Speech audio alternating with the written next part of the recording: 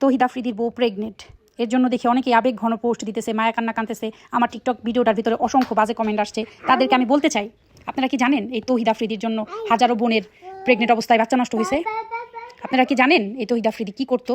একজনের স্বামী যদি মানুষ খুন করে ফেলে, মানুষ খুন করে গুম করে, তার কি অন্যায়ের, তার বউ প্রেগনেন্ট হয়েছে দেখে কি তার মানে বিচার হবে না আমাদের দেশে? নাকি সে সেলিব্রিটি দেখে তার কোনো অন্যায় ধরা হবে না? আপনাদের কাছে আমার এই কোশ্চেন। তার বউ কান্না করছে দেখে আপনাদের এত মায়া কান্না কেন আসলো? সে কি করতো জানেন? সে ছেলেদেরকে উলঙ্গ করে ভিডিও বানায় রাখতো। বাংলা এডিশনের অনুসন্ধানে যা উঠে এসেছে তা দেখে সুস্থ থাকতে পারবেন না। ওর অপরাধ যে কোনো আমলিক নেতা কিংবা আমলি পুলিশের চেয়েও 1000 গুণ বেশি। তৌহিদ আফ্রিদি কত ভয়ঙ্কর অমানুষ ছিল সেটা দেখতে চোখ রাখুন আজ রাত বাংলা এডিশনে। বাংলা এডিশন ইউটিউব চ্যানেলে লিঙ্ক পোস্ট হয়েছে, আমি সাংবাদিক ইলিয়াসের কাছ থেকে নিয়ে পড়ে ভিডিওটা বানাইলাম।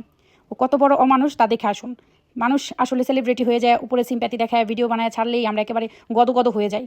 তার কত বড় ভয়ঙ্কর অপরাধ, তার বাবার কত বড় ভয়ঙ্কর অপরাধ। মাই টিভি তো ওনাদেরই ছিল না। আগে জানুন, তারপরে মায়া কান্না কাইন দেয়, তারপরে মানুষের পোস্টে বাজে বাজে কমেন্ট করুন।